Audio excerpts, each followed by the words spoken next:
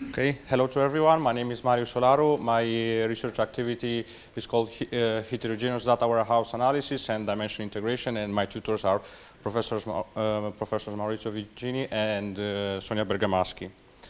Okay, so it's not working. Just to give you a small motivation of my work, it has to do with business strategies. So what we notice is that in the dynamic economical context, in the financial crisis and so on, many companies tend to collaborate. You see many companies that acquire other companies.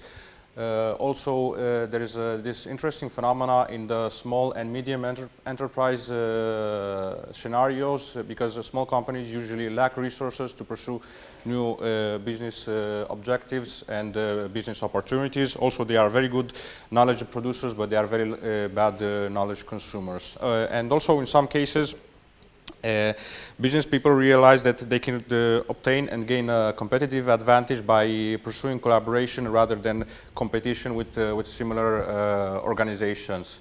So that is why innovative business structures are being developed. For example, the Federation of Companies, virtual enterprises that some say that are the companies of the future. Also, we have this rather new approach that is called co-petition, which is the mutual collaboration or competition among companies. So what all these scenarios have in common is that managers usually have to be able to combine strategic information from all the participants in the network and to be able to take strategic decisions for the benefit of all the companies involved in the business network. Okay, when we talk about decision making, we refer to strategic information, to data warehouses, and if we are talking about different companies, of course we have different data warehouses that have been developed by different people. So of course they are heterogeneous. That means that there are schema and instance inconsistencies, and also if we have different information, although of the same type, it may have a possible different interpretation. So what people and developer and analysts need to do here is to be able to combine information, strategic information from all the companies into one repository. Unfortunately, until now, there has been no complete automatic data warehouse integration methodology to support the information integration for collaborative enterprises. So this is the main contribution of my research activities. First of all, I analyzed the heterogeneous data warehouse environment with all the critical aspects and requirements of data warehouse integration. After which I developed a data warehouse integration methodology that is able to automate the integration process. And here, as in classical data integration, the process is based on schema matching. Then I discover semantic mapping between multidimensional structures, after which I do schema and instance integration. Okay, so the first step is the semantic mapping discovery. The basic idea here is that in data integration is that semantic mappings express the similarities between different schemas, after which a query may be written on a set of sources, and the semantic mappings are used to rewrite the query on the compatible nodes, after which the result returned from the execution of the queries is integrated also by the means of semantic mappings. I propose an automatic semantic mapping discovery method that is based on the following idea. What we notice is that different data and information is usually structured in more or less the same way, even by different groups. And this is basically due by the way that the information is universally accepted. So if we think, for example, of a time dimensions, we have days, and the days are grouped into weeks or into months. Months are grouped into trimesters, semesters, into years, and so on. And this is being done independently on the groups that structure this kind of information. So what I do is I consider data warehouse dimensions as directly labeled graphs, where the label of each edge is the cardinality ratio among different aggregation levels. Then I extract a a common substructure that I then use to map similar dimensional attributes from two individual dimensions, after which I use semantics for pruning. Now, I will not go into the technical details of the method, but what I would like to show you is that we did some validation. We took 3 real data warehouses from local companies, and we analyzed similar dimensions. And what we noted is that our mapping discovery method is accurate even in cases where the information is not overlapping. So the most simple example is the time dimensions. Of course, the time dimensions, the instance of the time dimensions are highly overlapping, and the mapping discovery method has a very high accuracy. But what we also noted is that when we have dimensions that are completely have completely distinct instance data, the mapping discovery method is still quite accurate. Okay, so after having discovered the semantic mappings may be used for query rewriting, and then for information integration, and so on. However, there is a great limit on the expressiveness of the query, and this is due to the compatibility of the schemas, because not always a query can be rewritten against all the schemas in a network of data warehouses. So one may find itself in the case that a query is being written and it may be executed on all the nodes of the network, it may be executed on only a subset of the nodes, or it may be executed only on the local node. And here one may apply various strategies. We may allow, for example, all the compatible queries. We may inform or we may not inform the user. But of course, this is a great limit because it poses a great limit on the compatibility of the queries and also creates confusion to the final user. So this is not what we would like. We noted that the compatibility of the schemas may be increased by doing schema integration. Now, schema integration is being done by using the semantic mappings that have been discovered in the first step, and the simple idea behind this approach is this one. So if we have dimensions, and we know that, for example, this dimensional attribute is the same as this one, and this dimensional attribute is the same as this one. So if we have a dimensional attribute here in the middle, then why not insert it also here in this schema?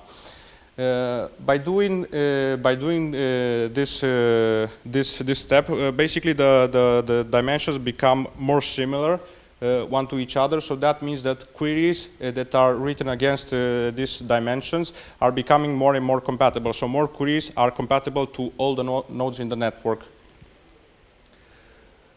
Of course, after having done schema integration, we have to do also the instance integration. We have to populate the newly inserted dimension levels with consistent instance data. And here we analyze 2 approaches: the dimension chase that has been already proposed in literature, and also we thought of using the relevant clustering approach that has been previously developed by our research group.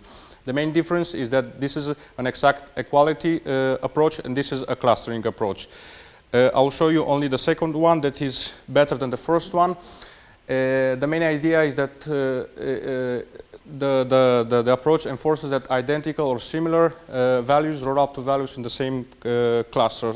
I'll not go to the technical details, but the main advantages is that the second approach is able to detect similar but not identical values, because it may happen that the same concept is being represented in different ways in 2 distinct instances. One may have, for example, a name of the city in one language or in another, but here we would like to be able to find out that these 2 names actually refer to the same city, and this is not possible by using an exact equality approach, because these 2 values are distinct. Also, by using relevant, we are able to detect wrong or missing values.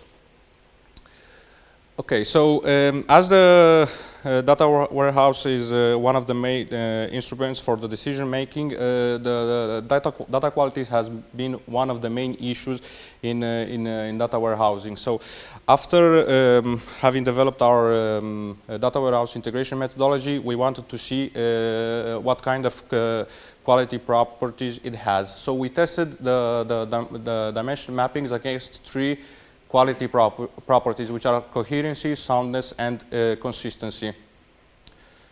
I think there was supposed to be an image here and an image here.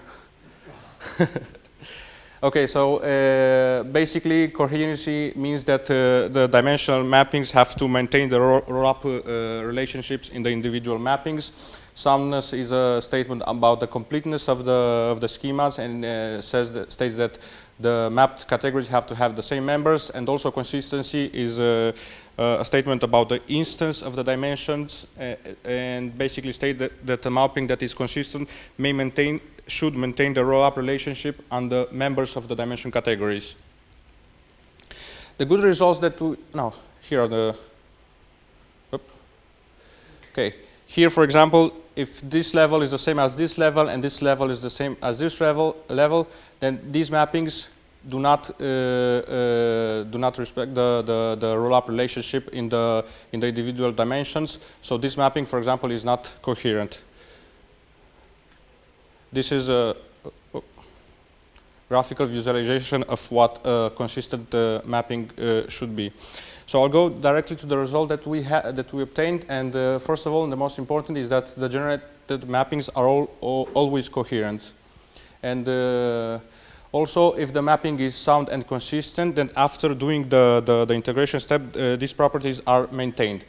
Also, it happened that in some cases, mappings, an initial mapping that was neither sound nor consistent, at the end became sound and consistent. So these 2 points basically mean that if a mapping is sound and consistent, these properties are maintained, and in some cases are obtained, but they are never lost during the integration process. Also, a mapping that is coherent, consistent, and sound has been called a perfect matching. So a mapping that is perfect initially, after the integration step, remains perfect. Also, we checked dimension homogeneity and heterogeneity. Basically, a dimension is homogeneous if a member of one category roll-ups to a member of another category, then all the members of one category roll up to members of that category. So this schema, for example, is not homogeneous because this member does not roll up to a member of this category like the other two. The main advantages of having a homogeneous dimension is that it allows a clean and intuitive representation of the schema, and also it has good summarizability property, and it allows the materialization of views of dependent queries. Some, on the other hand, suggest that having a heterogeneous schema allows for a more compact design. What we noted in our analysis is that the properties of the final schema does not depend on the properties of the initial schema, because we may have integration of homogeneous dimensions that give the heterogeneous dimension, as the other way around, that by integrating 2 heterogeneous dimensions we obtain a homogeneous dimension, like in this case. What we were able to find is that is a sufficient condition for homogeneity, and that is that if 2 dimensions are initially homogeneous and the member sets of the bottom categories are identical, then homogeneity is preserved. Okay, these are the conclusions of my work. During my research, I developed a complete automatic data warehouse integration methodology. It's semi-automatic because, given the importance of data warehouse information, we always require human validation, at least, but the method itself is completely automatic. Also, we noted that the integration methodology that I developed is architecture independent, so it may be used with different integration architectures, like by using a central repository or by using a federation of data warehouses, or unstructured network like peer-to-peer data warehousing, and so on. And also, it has good quality properties. That means that coherency is always guaranteed, and soundness and consistency are preserved if they are initially present. Okay, this is a list of my publications. Thank you, and if you have any questions.